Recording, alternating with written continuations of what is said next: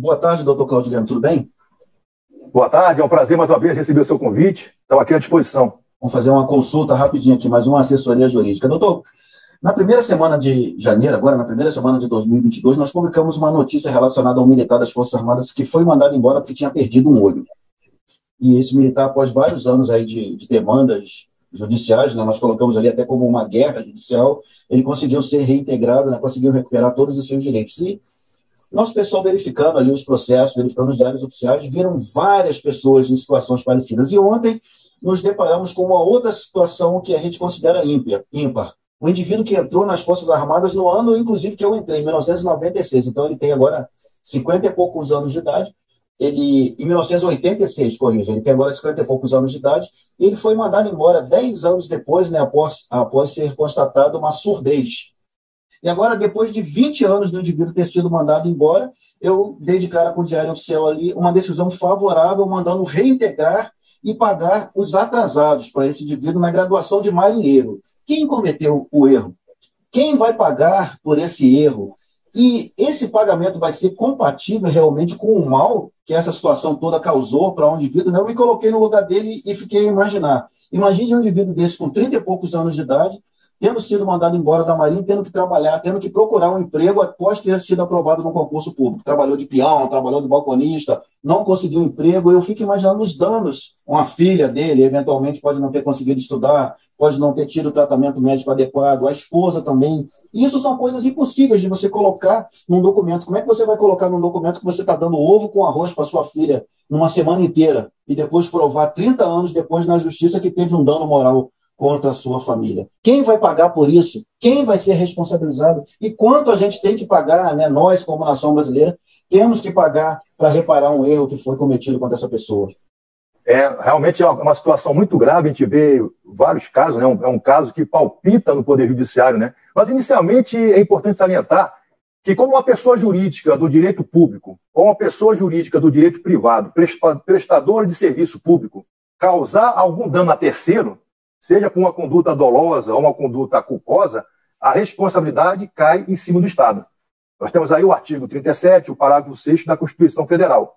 Então, realmente, quando acontece uma situação dessa, é a responsabilidade do Estado. Agora, uma coisa que é interessante falar, né, nós temos aí a parte, conforme o teu caso concreto aí, eu não conheço o caso, mas de uma maneira em tese ou de uma maneira informativa, pode ser cobrado, né, o ressarcimento por danos morais, por toda essa situação que passou no decorrer desse erro, né, dessa autoridade, né, que tenha realizado. Agora, uma coisa que a gente esquece, que é importante falar, é a chamado o direito de regresso. Nós vemos aí o Poder Judiciário coberto de situações de que pessoas, né, são prejudicadas pelo Estado, né, através de um agente público, e o pessoal entra na justiça contra o Estado e esquece que o agente público, caso tenha, após a análise da culpa e do dolo, ela pode devolver esse dinheiro, amenizando assim o prejuízo ao erário público e à sociedade. Então é importante a gente entender também que o Estado, através do direito de regresso, pode pleitear uma ação de regresso em que esse agente vai ser a parte ré desse processo e vai ser analisado a culpa e o dolo, a chamada responsabilidade subjetiva, diferente daquela quando você responsabiliza o Estado, que é a chamada responsabilidade objetiva. Então, em tese, em resposta bem objetiva à sua pergunta, pode-se pleitear os danos morais e o Estado recai em cima do Estado. Agora, essa condenação do Estado, ela pode ser pleiteada em cima do agente público.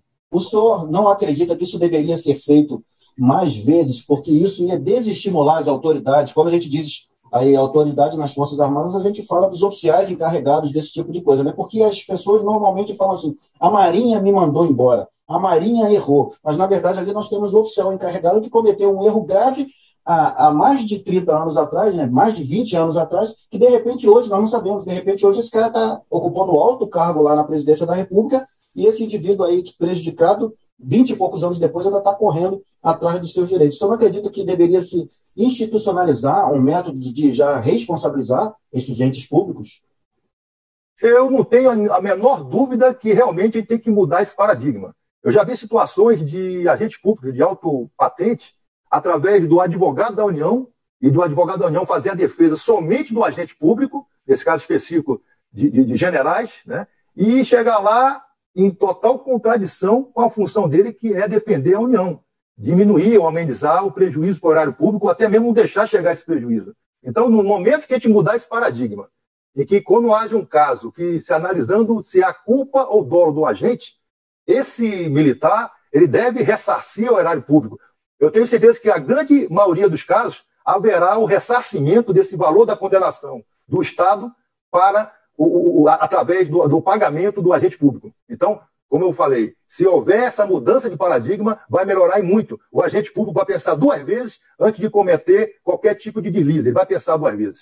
Eu fico pensando aqui, a gente pode até piorar a coisa, né? Nós estamos falando de decisões individuais, né? Esse militar, ele sofreu um problema de saúde por conta de trabalhar em estande de tiro, pelo que eu entendi, né? Mas eu fico a imaginar, quando o cara toma uma decisão relacionada, por exemplo, a matrículas em curso, né? Uma matrícula ali onde você coloca 500 militares, 600, você prejudica ali 1.000 pessoas de uma vez só, e daqui a 20 anos só que esses indivíduos vão ter noção de que perderam um direito. Ou seja, ali você chega a cifras incríveis, enormes, e no final das contas quem paga isso é o contribuinte, né? Então isso aí é uma situação complicada. Na minha opinião, né, de leigo, a AGU deveria bater forte e fiscalizar isso aí com mais intensidade. Eu até entendo que não vai ter dificuldade, né? Porque nessa ação de regresso vai ter que ser provado o dolo ou a culpa. Mas não vai ser difícil de descobrir isso, porque, veja bem, se o agente público, no caso dos militares, ele está submetido ao regulamento disciplinar, e que diz que tem que ser cumprida toda a legislação, todo o cumprimento da lei e da ordem da autoridade pública. Verifica-se que, muitas vezes, uma portaria contraria os princípios informadores do processo administrativo, como exemplo, a Lei 9784. Então, se ferir a legalidade, se não houver motivação naquele processo administrativo, claro está que há dolo, que há culpa do agente público, vai se verificar que o agente público não cumpriu o que está previsto. Logo, através de uma ação de regresso, poderá haver a possibilidade da devolução desse dinheiro da condenação do Estado. Então, na hora que isso acontecer, vai melhorar bastante essa situação que, muitas vezes, no final de muitos anos, que vai se fazer justiça, mas não vai cobrir tudo o que aconteceu no decorrer da tramitação do processo em si. Então, isso é de suma importância, nós temos que entender isso, e até mesmo aquele que entra na justiça, através dos seus advogados, tem que forçar, de alguma forma, o AGU a que entre com uma ação regressiva para poder analisar a culpa e o dolo do agente público militar. Para terminar, né, eu acredito particularmente, né, e o senhor também, pelo que a gente vem conversando, né, acredita nisso, que essa questão de ressarcimento de preterição, atrasado, ou qualquer tipo de coisa que ocorra, até a própria indenização por danos morais, não vai conseguir, nunca consegue, de fato, reparar aquilo que foi perdido, né? O indivíduo que é obrigado a deixar uma criança numa escola pública, o indivíduo que é obrigado a morar numa comunidade, numa favela, aqui no Rio de Janeiro, por causa de um erro de um ente público, de um oficial, no caso aí das Forças Armadas, o cara passou 20 anos ali morando dentro de uma comunidade, sabe lá o que os filhos dele sofreram, sabe lá o que a esposa dele foi obrigada a ver, né? Depois de 20 e poucos anos, alguém vem, entrega um dinheiro na mão do cara e fala que tá aí, você foi reparado, você foi indenizado. Não é verdade, tem coisa que você não consegue reparar, pela minha ótica. Veja bem, veja a vergonha. Vamos pegar um exemplo, promoção de um militar. É uma das coisas mais importantes dentro da vida de um servidor público militar, né, de um militar, querer, né, galgar a promoção, é uma coisa prevista no Estatuto. Vejamos que, em certo momento, através de um erro administrativo, haja uma preterição dessa promoção.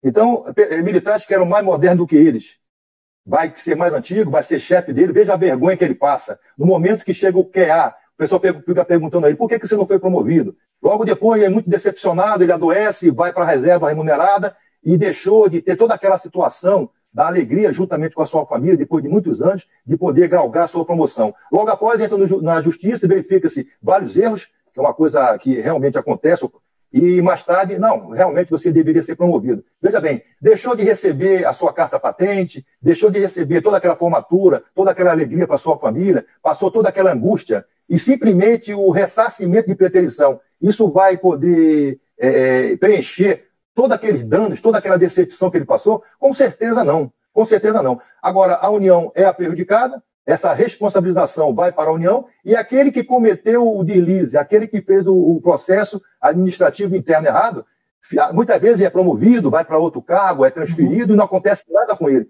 Então, como eu falei anteriormente, esse paradigma, esse histórico tem que mudar.